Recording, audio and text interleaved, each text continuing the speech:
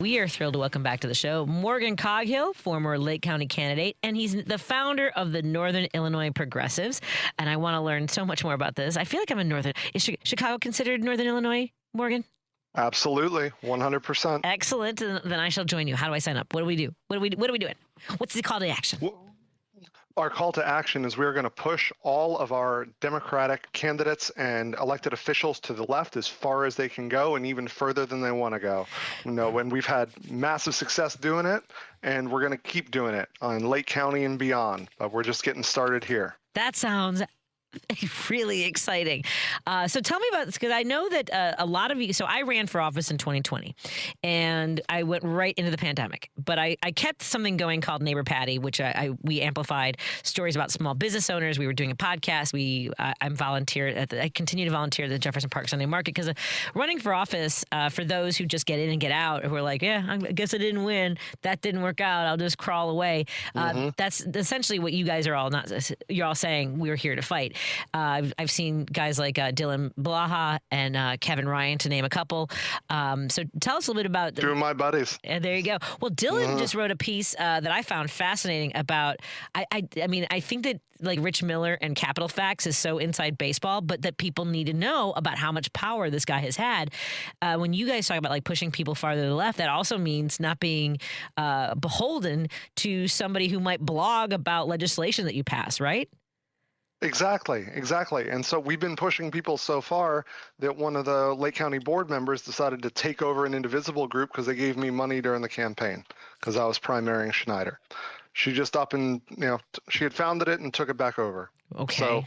So and throughout the board of directors, throughout the executive director, it seems to have settled out now. They formed their own new group called the Indivisible Community of Lake County. And she apparently has given up the money now that she had taken from them. So interesting.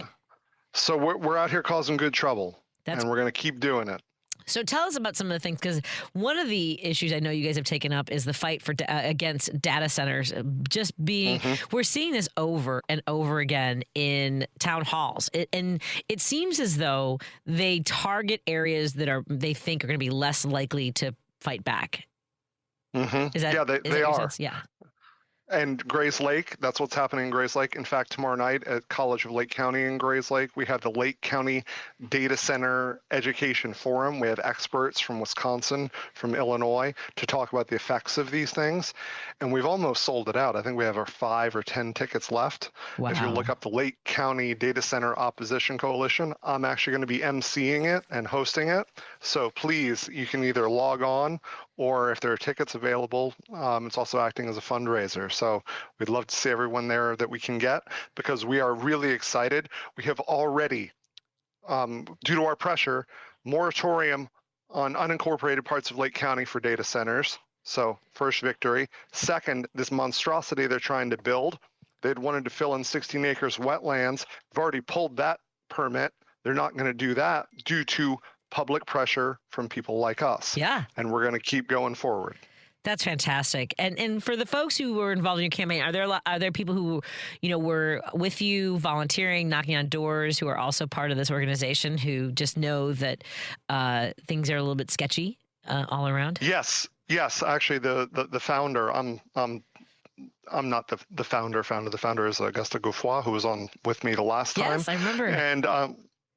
And many of the people who helped me and worked with me on my campaign, including Ivy Woods and Chris Miller, they're all part of this new organization. And in addition to the data center thing, we're doing on August 11th, we're doing a school supply drive. We're partnering with the United Way of Lake County to get school supplies for kids that might not be able to get it. So we'll be at Tacos El Norte in Gurnee on North Riverside Drive at 6 o'clock. So if you have any pens, markers, notebooks, whatever, we'd love to see you. And to help out kids in North Chicago, Round Lake, Waukegan, and Zion, 58% of those kids are low-income households, and we're looking to help them. I think that is so important because a lot of people who run for office, as I mentioned, just when they lose, they just, maybe just go on and do something else. Maybe they run for office again.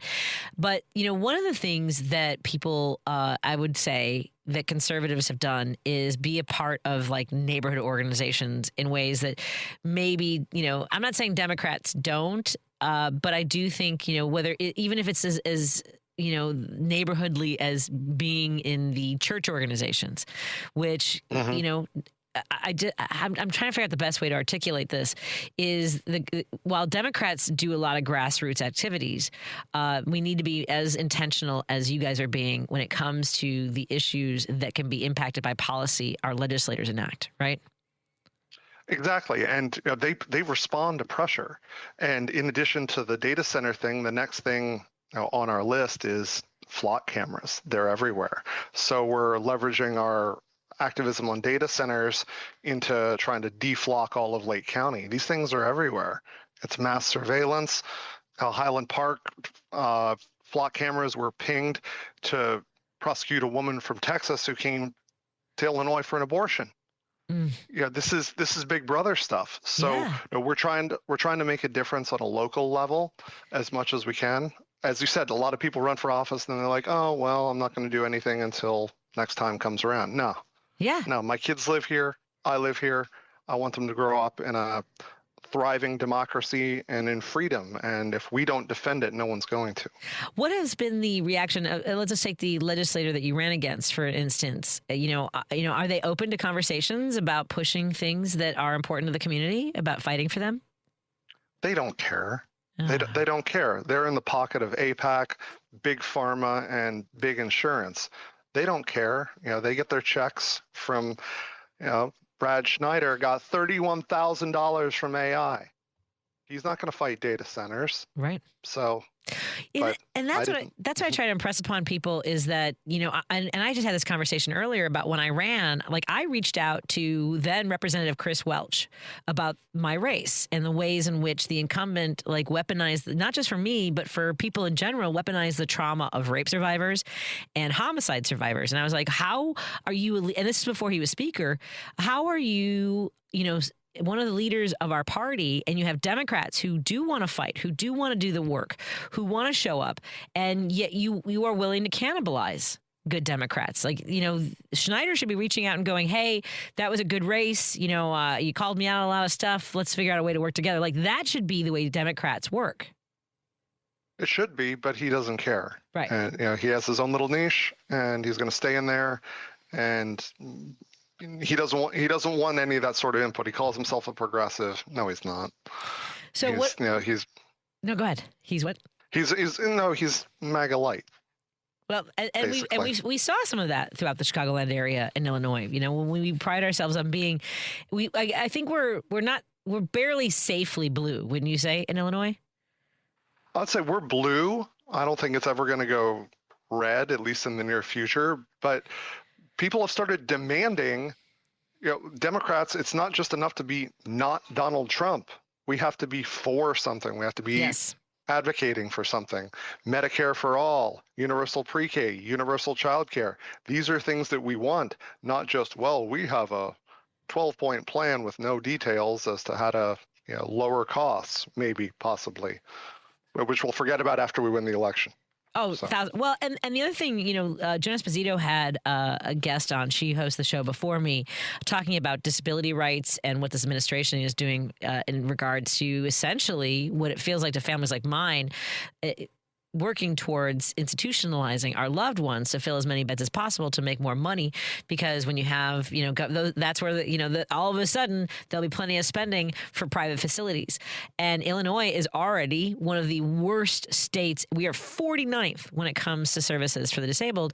And one of the reasons why we're not going to get better is because of how much damage has been done over the years by both parties. 49th. Illinois should never be 49th in any sort of service. We're one of the shining lights in this country. Nope, and we should not. We pay other people's taxes. Yep. We pay for Tennessee, we pay for Indiana, we pay Yep. for all of these people. So no, that should not be happening here. That is a shame. Every time I tell somebody that, like even somebody who is on the ballot to be lieutenant governor, because our community is least likely to be able, not least likely, but it is challenging for us to show up to rally to our legislator's office. Many families, I mean, the divorce rate is over 72%. Resources are bare as it is. What were you going to say, Morgan? No, that would be something that we could cover in Medicare for All. Yeah, you wouldn't have to worry about. Well, you'd have to worry less. No, Right. Of course there'd be worries. Of course it would be difficult, but it doesn't have to be impossible. I know, but there isn't a sense of urgency when it comes to those issues, it seems. What do you want folks to know about joining your efforts and getting involved? So join our Facebook group and follow us on Instagram. It's Northern Illinois Progressives. We're going to be having our monthly meeting a week from today, actually, in Gurnee at Tacos El Norte. And then a week later in the Mundelein Public Library, we're going to be doing a teach-in about deflocking your community. Deflocking, everybody. I think a lot of people want to know about that because there are so many people online right now giving sort of homemade remedies, like spraying your plate with some sort of reflective material. Yeah. It's that in Illinois, that's illegal. In certain states, it isn't. But in Illinois, I would not recommend doing that because it also messes with if it's pay by plate on IDOT. Yep. Yeah, exactly. So you don't want to do that here. There are other ways to make life miserable for the flock cameras, and most of them are legal, and we'll go through some of those. Are there any you can share on the air? I guess. Sure. Yes. Sure. For an easy one. So if you know how all of us have on the backs of our cars, we have the model, the name of the model of your car, whatever it is. Those are stickers. You start pulling those off. All of a sudden, the flock camera, it's not just reading your license plate, it's creating a profile of the whole car. So if you have really unique bumper stickers, it's creating a profile of your car based on that. You start taking that stuff off, all of a sudden their database isn't as useful. So you want identifying like easily identifiable markers on your car. Exactly. Gotcha. That's very good to know. I appreciate that because we are seeing some horrifying stories. There was one, I believe it was Colorado. It's a western state where this police officer shows up on this woman's porch, telling her she is being charged. I saw that. Yeah, she was being charged with porch piracy, meaning that she was accused of stealing a package from someone's porch, and he refused to let her give him like information that was contrary to what he had from flock cameras. There are police officers, as we've talked about, that are tracking ex-girlfriends. They're stalking people they have a crush on. There was one woman who they tracked who was leaving, as you mentioned, the state to have an abortion. I mean, it is terrifying. So, folks, we need to wake up when it comes to these flock cameras, and we need to wake up to what's happening with data centers. There are communities that are being told to turn their lights off, turn their power off, turn their air conditioners off because the data center needs it, not you. Which is wild. Yeah, and these flock cameras in Mundelein, we had a tragic police shooting in May. Police department hadn't said anything, but they put out a press release 3 weeks later about the brand new flock cameras we all have, which they spent $40,000 on. Why didn't you spend that on training or de-escalation as opposed to some new toy that is Big Brother, in the form of a camera? This is interesting. I don't know what inspired someone to write this. You know how we can find more money for funding for things like disability services? Babe, being a better steward of our money. Interesting.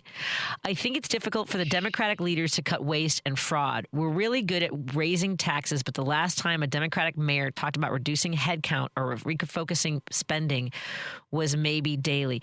So there's a lot in that sentence. First of all, the babe part sort of disqualifies you for a reasonable conversation in the first place, Dink. Just saying. Secondly, it's difficult for Democratic leaders to cut waste and fraud. You know what? It's amazing to me how much Democrats. So we're talking. I'm assuming with you're talking about Medicare, you're saying about fraud that's being committed in our support services systems, and not the fraud that's being committed by billionaires, by white collar criminals, by our sometimes our government as well. So it's interesting that that's the target. What are your thoughts when you hear a statement like that, Morgan? Oh, well, it's just one of those talking points that people on the right never actually think about. The fact that Trump is selling pardons to fraudsters. They're complaining about several million, but they're letting the big whales, the Yes. billionaires go. I mean, come on. Yes. I don't want to hear. I do not want to hear about fraud, waste, and abuse. It's nonsense. It's a non-starter. Move on. Yeah. Until you're punishing the big ones, don't talk to me about this penny ante stuff. Yeah, the hundreds of billions of dollars of fraud that's being committed by the corporations, by the uber wealthy, and you want to make sure that somebody isn't buying soda when they go to the grocery store with their SNAP dollars. Morgan Coghill, how do people learn more about the organization that you are working with, the Northern Illinois Progressives? Please find us on Facebook. Our group name is Northern Illinois Progressives. We're also on Instagram. You can also reach out to us at info@northernillinoisprogressives.com. Outstanding. Have a wonderful evening, Morgan. We look forward to talking to you again, my friend. Enjoy your summer. Thank you, Patty.